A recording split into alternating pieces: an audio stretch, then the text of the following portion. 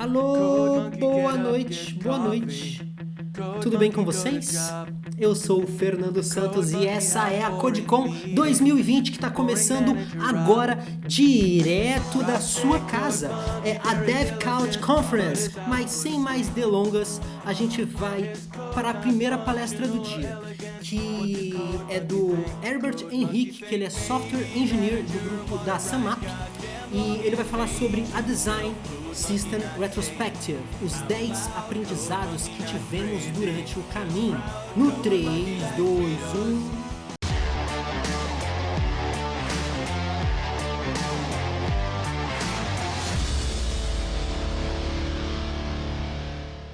Olá!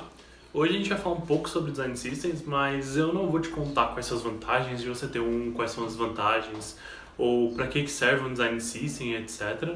Eu vou te contar um pouco da nossa experiência criando o Circuit, que é o Design System da empresa que eu atuo hoje, né? E um pouco quais foram esses aprendizados que a gente teve no caminho. Primeiramente, prazer. Eu sou o Herbert, sou Software Engineer há mais ou menos uns 12 anos. Sobre mim, eu sou obviamente viciado em JavaScript, estou amando conhecer um pouco de Rust, Star Wars sempre foi uma paixão, mas minhas paixões de verdade sempre foram meus cachorros. Como vocês podem ver, eles estão ilustrando aqui esse slide sobre mim, e a minha namorada, né? Mas ainda no round de introduções eu quero contar um pouco sobre essa Samap, né?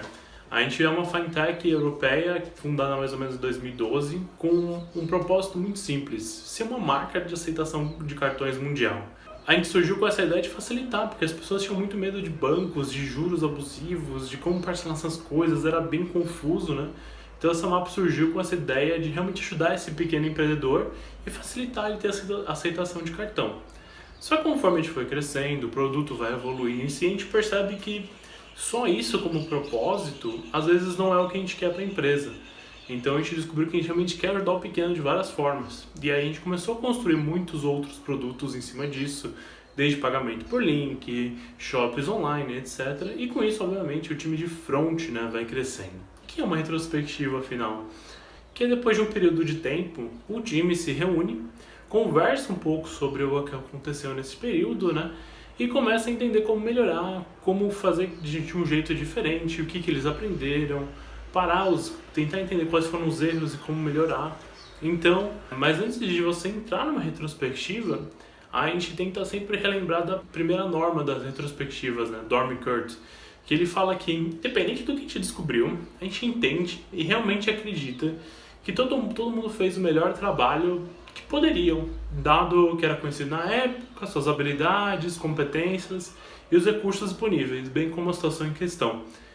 Eu posso resumir como realmente acreditar no melhor das pessoas quando a gente começa a falar de retrospectiva, de rever o que aconteceu, né? E aí surge o Circuit. O Circuit, ele é um design system, né? O design system da Samap. A gente começou a trabalhar com ele em 2018, começamos a criar esse design system, mas aí você fala, tá, mas o que é um design system afinal, né? Eu gosto bastante dessa definição do Will Van Gaal, que ele fala que um design system é uma coleção de componentes reutilizáveis, guiados por padrões claros, que podem ser agrupados para construir qualquer número de aplicações. O que isso quer dizer? Cara, são componentes que, literalmente, é uma coleção de componentes que você vai poder usar em qualquer lugar. Eles têm padrões claros, então é fácil você conseguir usar eles, reaproveitar eles, e com eles você constrói literalmente qualquer aplicação, né? Então essa é a definição que eu mais gosto hoje de Design Systems, né? E aí, lá em 2018, né, quando a gente falou do Circuit, a gente tinha alguns sonhos na Samap, né?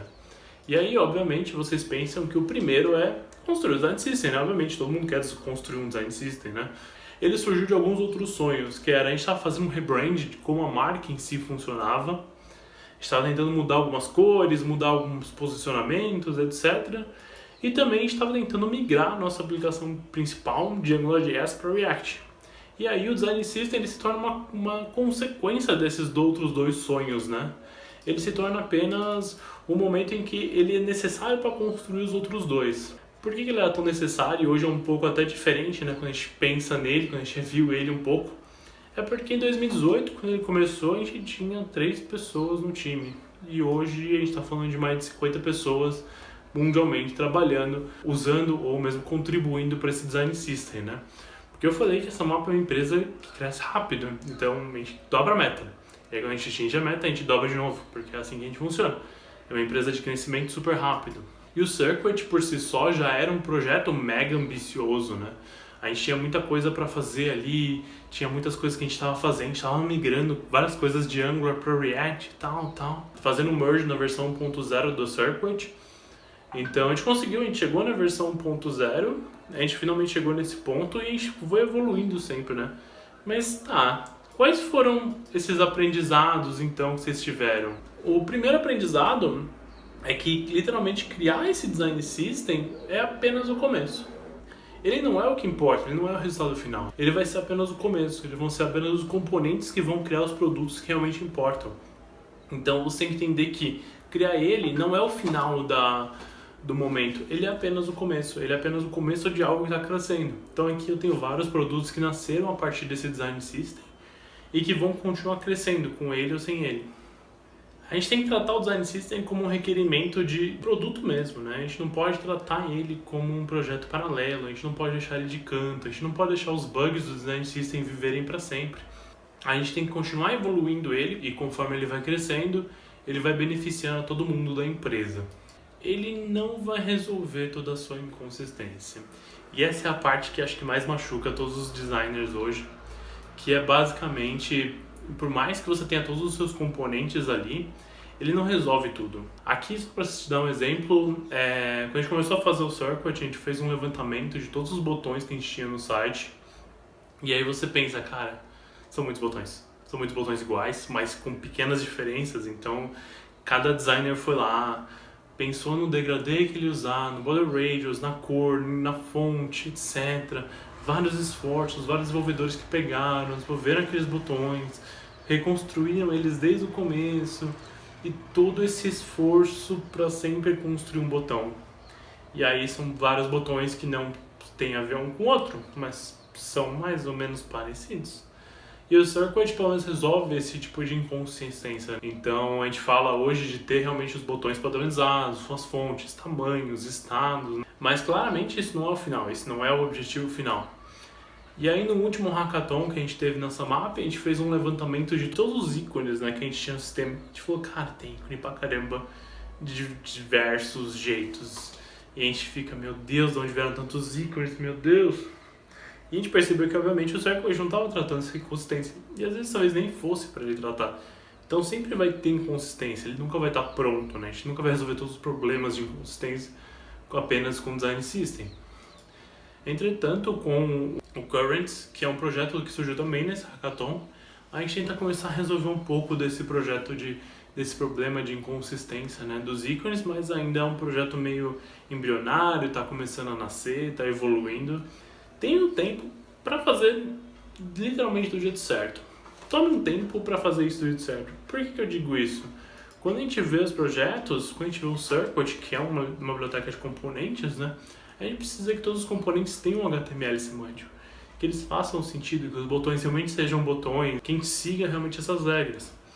A gente precisa ter um API design que vai fazer sentido para os próximos desenvolvedores que vão usar, que eles consigam usar os métodos, que eles consigam ler, que tenha uma boa documentação. Por último, bem, acessibilidade. Se a gente está falando de que a gente tem um botão no nosso design system que não é acessível, a gente está falando que todos os nossos projetos não são acessíveis, todos os nossos projetos têm botões que não são acessíveis.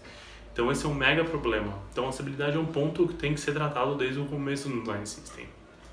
Apresente para todos. Então, desde o começo, pega o design system e apresenta para os novos membros do seu time, né? Deixa eles conhecerem um pouco quais são os requisitos, como ele funciona, como é a documentação. Faça eles ajudarem um pouco até, encontrarem bugs, resolverem esses bugs, façam que eles participem desde o começo desse projeto. Não deixe que eles fiquem perdidos ou sem entender direito como o design system funciona. E a iniciativa open source ela vai te fazer muito bem.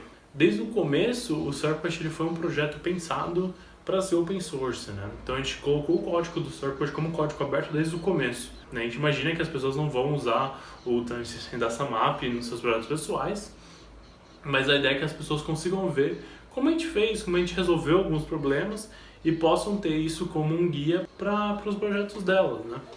E aí a gente começa a ter um mindset um pouco diferente de open source dentro da Samap hoje. A gente tem uma guild de open source, são pessoas que realmente querem colocar mais projetos de open source lá dentro. A gente tem literalmente os nossos projetos, então a gente está tentando evoluir com isso, melhorando com esse ponto e literalmente devolvendo um pouco para a comunidade. A gente sempre está usando aqueles pacotes meio da NPM, de onde for que você use, etc. Que são pessoas que estão trabalhando com o mundo open source, estão devolvendo para o mundo, né, o conhecimento. E a gente quer também devolver um pouco desse conhecimento para a comunidade, depositar mais coisas que as pessoas podem usar, né? Vocês podem conhecer um pouco sobre isso no opensource.samap.com, lá tem alguns dos projetos que a gente fala.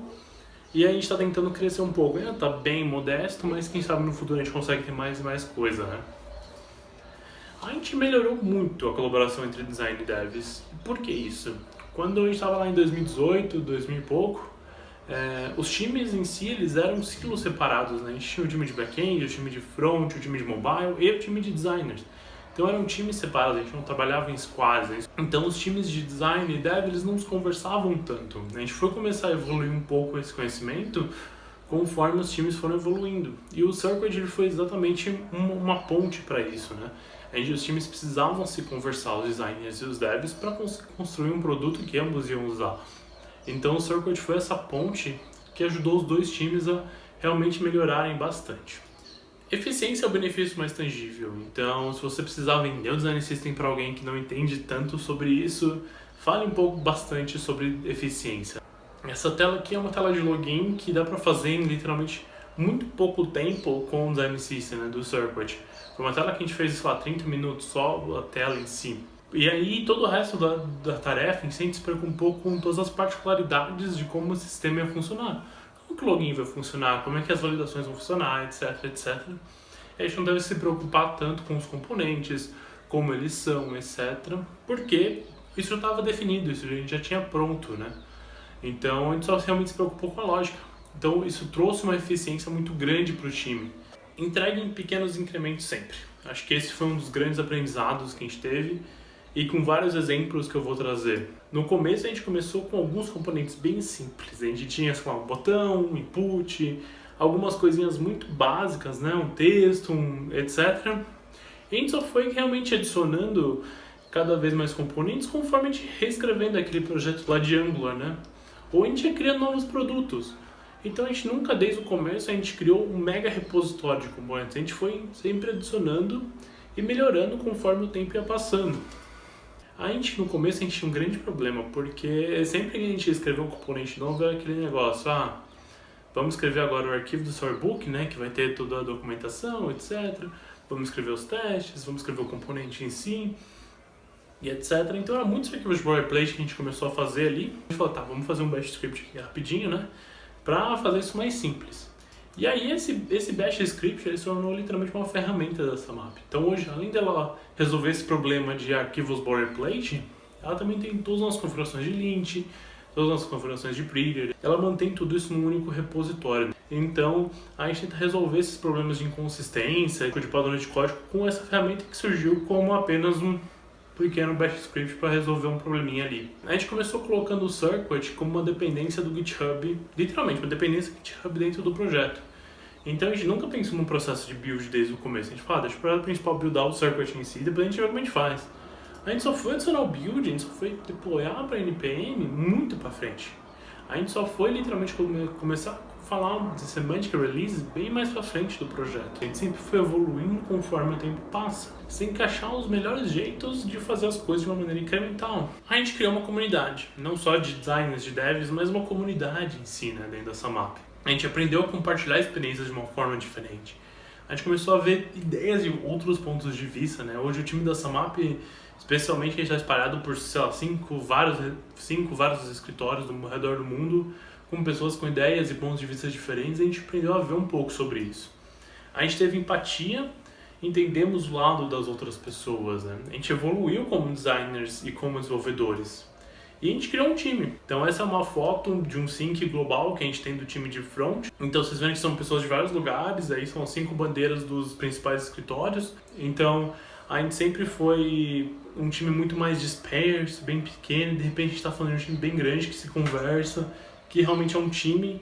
E um dos motivos disso foi ter um design system que as pessoas trabalham, as pessoas se ajudam ali dentro. Aí você fala, cara, Você falou bastante coisa. Você falou 10 aprendizados, você fez uma introdução sobre essa map, sobre o circuit, sobre um monte de coisa. O que eu tenho que levar disso aqui tudo que você está me falando? Quais são os pontos principais, Herbert, que eu deveria falar disso, né? Que eu deveria conhecer dessa palestra? Primeiramente, real custo de um software, ele não está ali no seu momento inicial, no seu desenvolvimento inicial. Mas sim, ele está no custo conforme, o custo em si está na manutenção conforme o tempo passa. Sempre tenha progresso acima de perfeição. Não adianta você tentar fazer tudo mais perfeito primeiro. Você sempre pense em progresso. Esse jeito sempre vai te ajudar a chegar mais longe. E por último, o design system ele é sobre as pessoas. Então o sucesso delas que realmente é o sucesso do sistema. É isso, muito obrigado. Esse é o site do Circuit, vocês podem conhecer um pouco mais ali.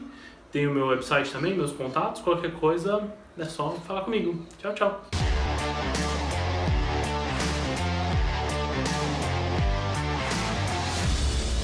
Ladies and gentlemen, eu quero esse chat estourando de felicidade, batendo palma para Herbert.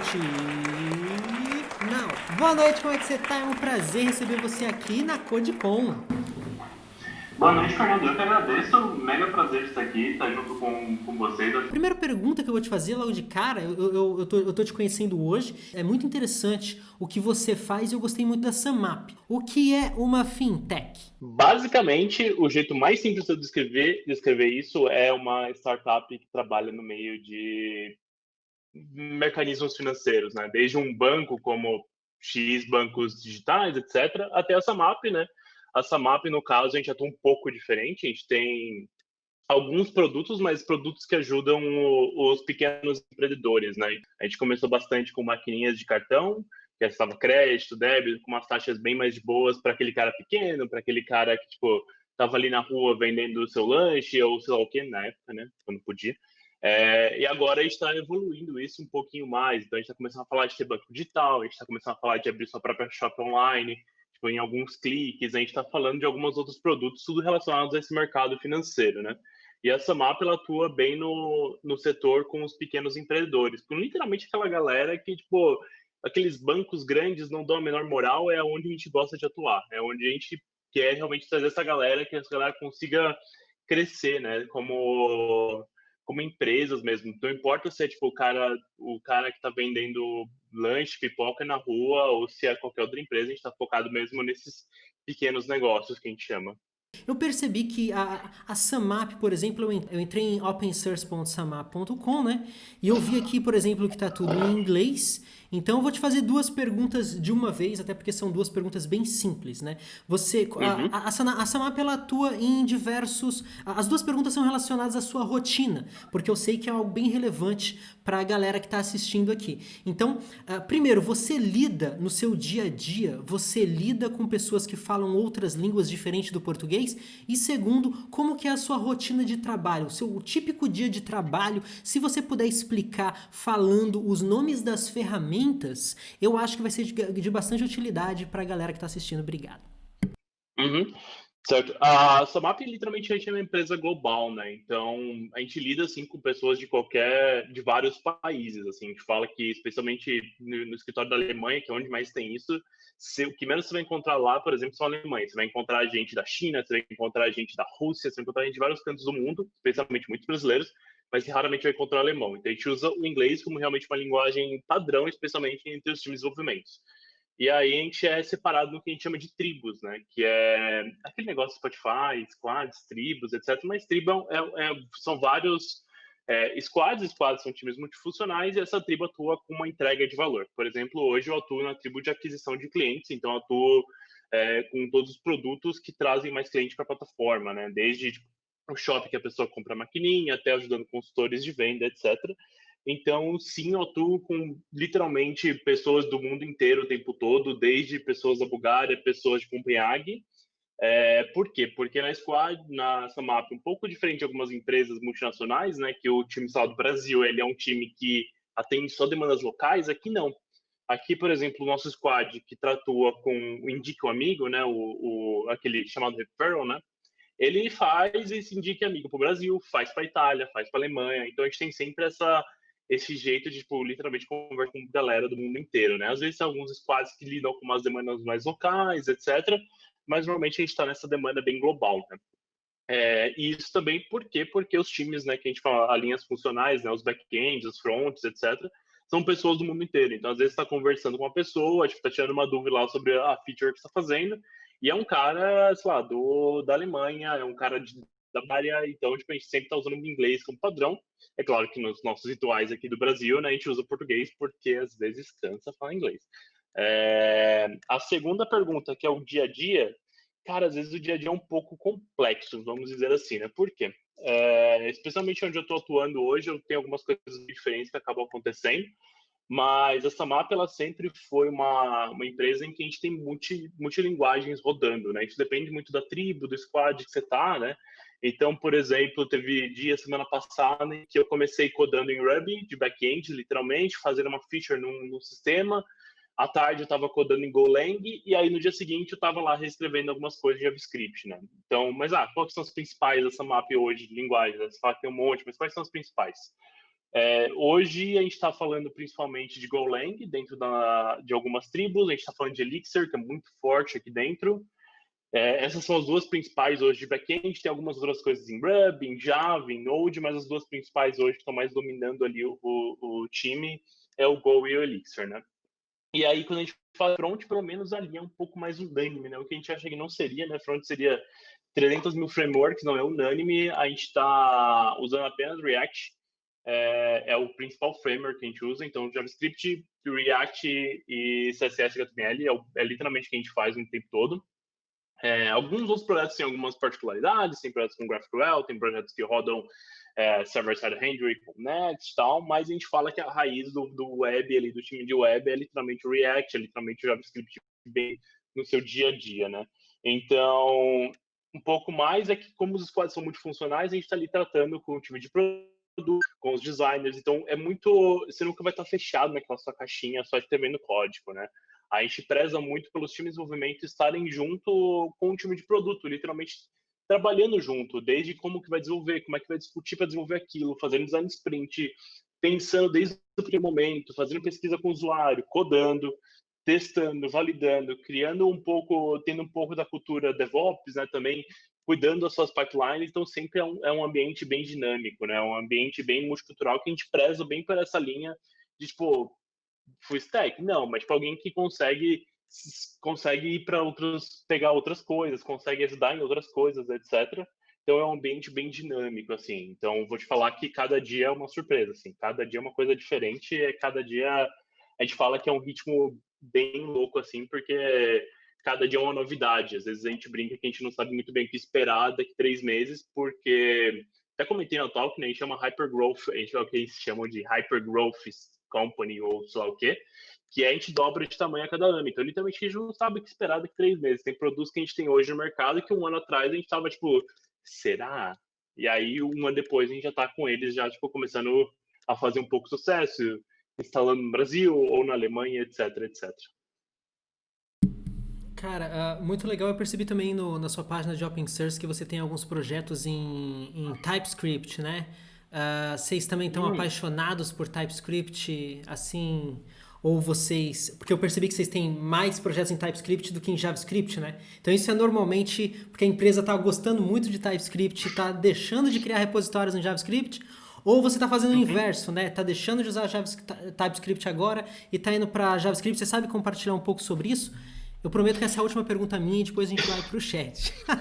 Certo. A gente está numa época meio experimentando um pouco com TypeScript, mas já considerando mudar tudo para TypeScript. Quer dizer, projetos novos nascem como TypeScript, né? Mas a gente ainda está numa época experimentando assim. Então, algumas coisas a gente definiu que realmente vão ser TypeScript. Então, o Circuit na versão 2.0 dele agora, a gente está reescrevendo muitos componentes em TypeScript. Então, a ideia é reescrever tudo em TypeScript. A gente vai tirar alguns, né, que não fazem sentido, adicionar alguns novos ali.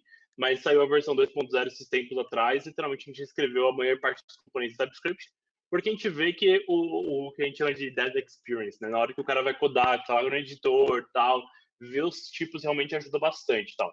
Tem uma curva de aprendizado, claro, não dá para negar isso, né? Então, quando um dev começa e aí, de repente, ele tem que aprender todo aquele negócio, de repente, até o TypeScript que eu não conhece e tal, é um pouco mais complicado, a gente já passou por isso algumas vezes, mas a gente está gostando, acho que a maioria dos projetos open source realmente estão com TypeScript, mas a maioria interno está com JavaScript puro, a gente está começando a mudar algumas coisas, tem até uns projetos meio mistos ali que tá JavaScript, TypeScript, mas a gente está começando a ir um pouco mais para o TypeScript, né? Mas é algo mais recente, assim, vamos dizer. Certo, agora vamos para as perguntas do chat aí, por ordem de aparição. Muito obrigado, galera da moderação, que separou as perguntas, né? A Juliana não quer codar, coda Juliana, coda Juliana. A Juliana da nossa comunidade, ela queria saber se a SumUp abre o design system ou manual de marca deles para quem quer fazer novas telas para a SumUp com o objetivo de estudar design ou fazer projetos pequenos para colocar num portfólio novo, no caso de designers iniciantes. Uhum. Eu acho toda a questão de marca, né, que isso é muito mais com o time até de brand designers, né, de product designers. Product designers for quem trabalharam mais no Circuit, né, tem essa diferença. Todo isso de marca é livre, tá aberto, então é sumap.com.br/brand. Eu acho, pelo menos, eu estou chutando aqui, mas 90% de chance que é. Então tem todos os guidelines, como eles pensaram, por quê, o motivo das cores, etc. E o Circuit, ele é open source, né? Então a gente sabe que tá, beleza, a galera provavelmente não vai querer colocar o Circuit como uma dependência do projeto, porque são as cores da SumUp, são os componentes da SumUp, né?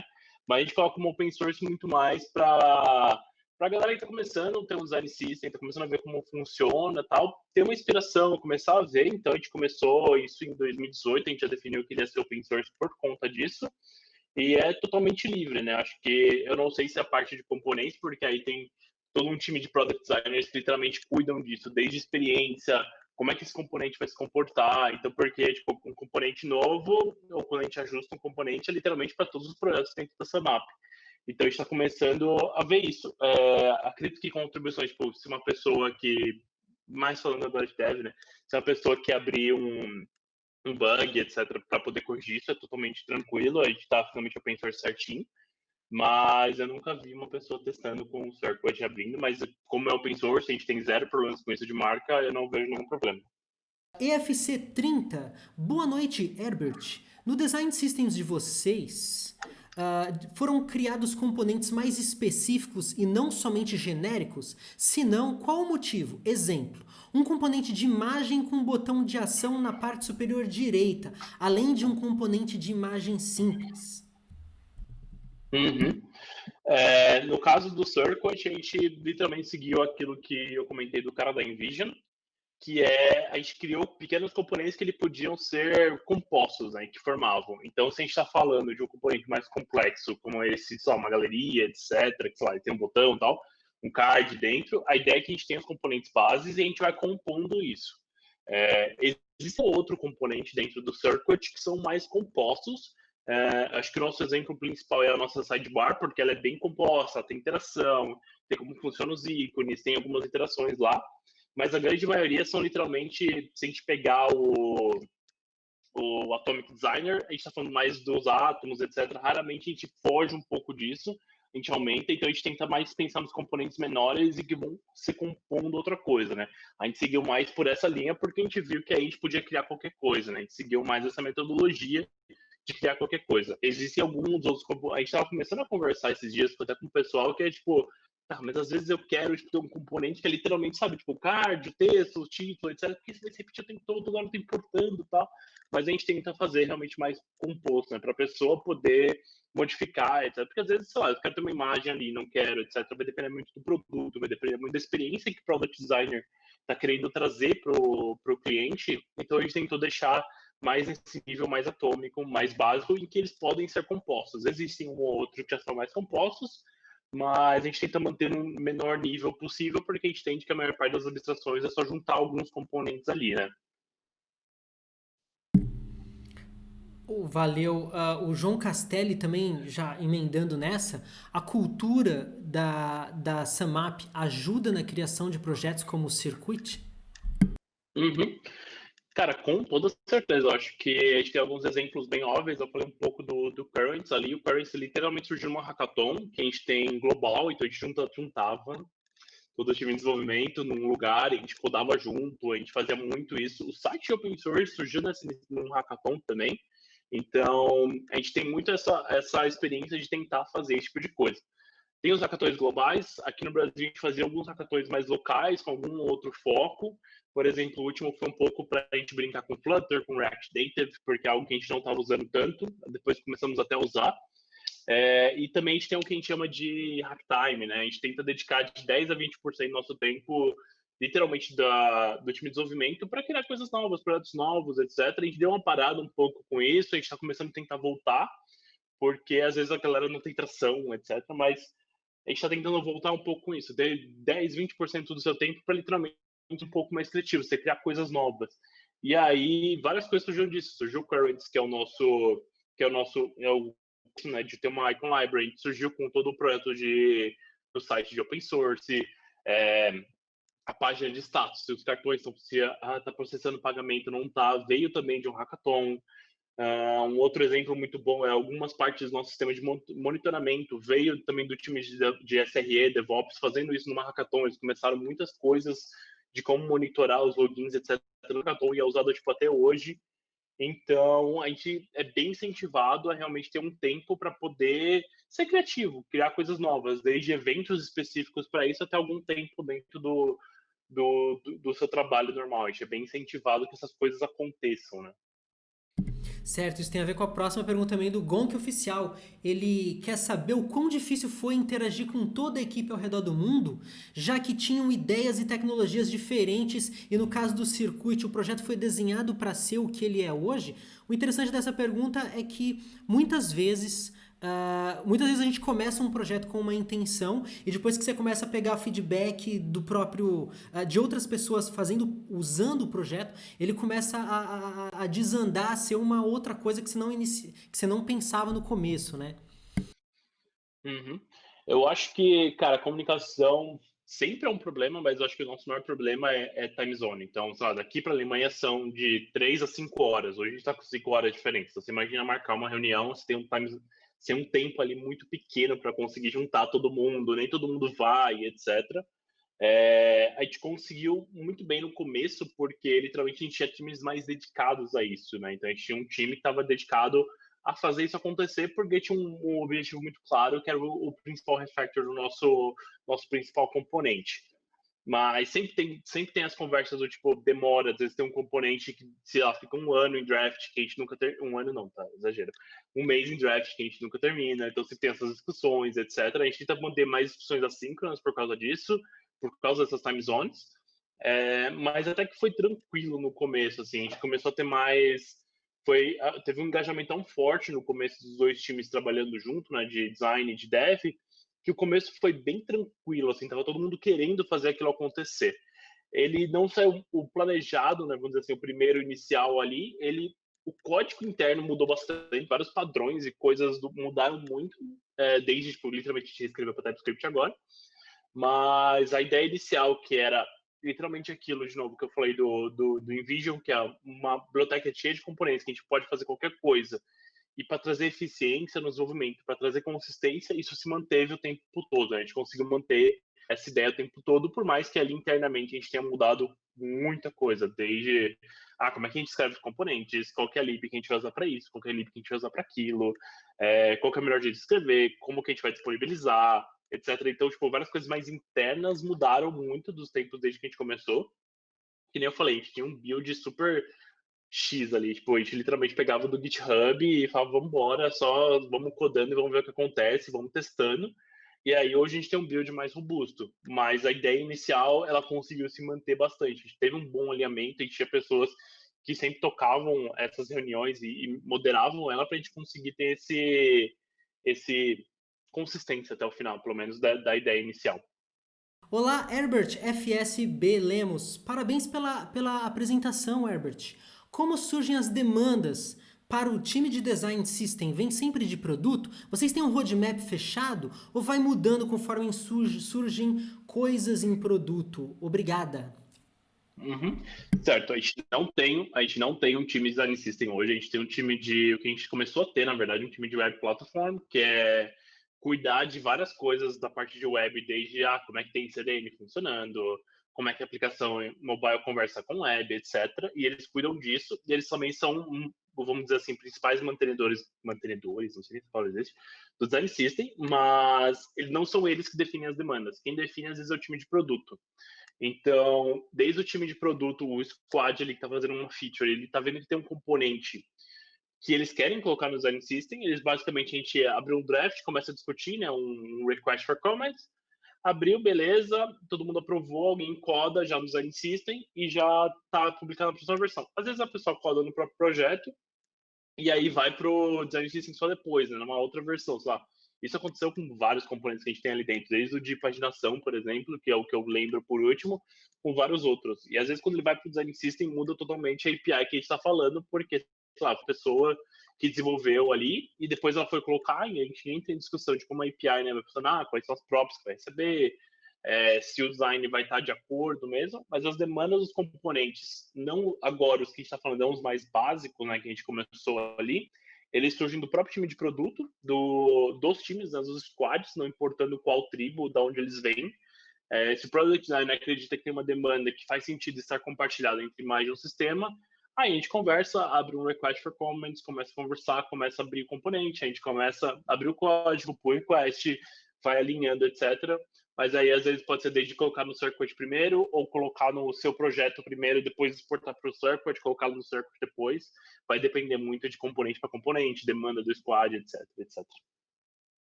Certo, interessante. Então, aparentemente, todo mundo tem voz ativa para iniciar uma conversação, uma discussão sobre algo que acha que vai ser melhor. E muito interessante isso, bem legal.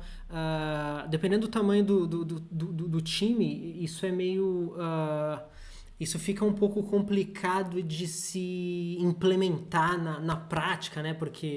Mas eu imagino que vocês estejam bem alinhados como equipe, né? Vocês têm, quando vocês contratam um profissional novo, vocês têm aquele processo de onboarding em que a pessoa lê um documento em que aqui as coisas funcionam assim, né? Para poder entender, para poder fazer parte para poder, né? Porque a equipe é como se fosse uma máquina, né? Se uma peça não funciona em sincronia com as outras, o relógio não vai dar a hora certa, né? Então, vocês têm um processo de onboarding que vocês ajudam a pessoa a entender como é que a empresa funciona no processo de desenvolvimento. Tem, eu acho que o problema é quando a gente está falando de, sei lá, ter 300 devs, sei lá, 200 devs, sei exatamente o número exato, ao redor do mundo, esse processo de onboarding, obviamente, ele não é unificado, porque não tem como. Mas se a gente fala do processo de onboarding, por exemplo, do time de web, sempre tem, desde o onboarding do seu squad ali dentro, a gente vai ter um onboarding de tribo, e a gente tem um onboarding que a gente chama de capítulo, né, de chapter. Isso também funciona para os designers, product designers, né, que é a sua especialização, né, seu web, se você é front-end, se você é back-end, se você é mobile.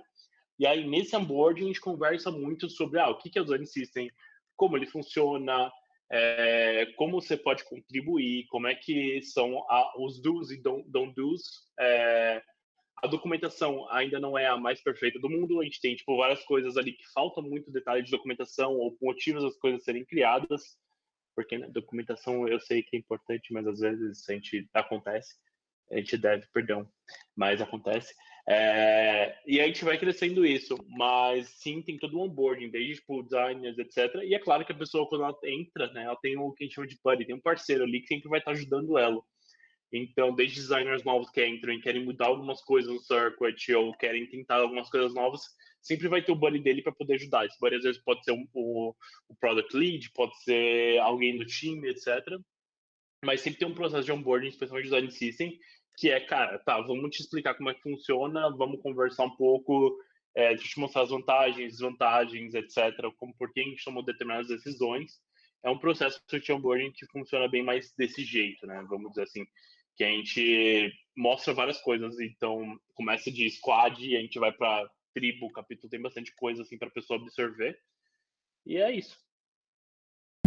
Perfeito, cara, muito obrigado mesmo. O chat, mais uma salva de palmas para o Herbert, galera do chat. Então, Herbert, você quer aproveitar esse momento final aqui para divulgar as redes sociais que você usa, para caso alguém teve alguma dúvida que não foi respondida aqui, se comunicar diretamente com você? Eu vou compartilhar o site que aí tem tudo, tem alguns posts que eu estou começando a escrever, tentando começar com essa rotina de escrever algumas coisas, às vezes sobre back-end, às vezes sobre front, sobre SRE, DevOps.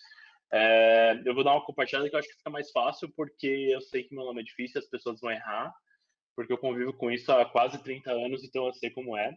Mas eu queria agradecer muito a oportunidade de poder palestrar, de poder conversar aqui, de poder ver um pouco e compartilhar um pouco do que a gente está fazendo hoje.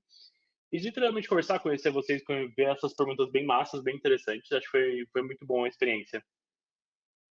Que bom, eu que agradeço a sua participação. Foi muito interessante, um prazer muito grande te conhecer, viu? Muito obrigado, um abraço e boa noite, Herbert. Esse foi o Herbert, pessoal. Tchau, tchau.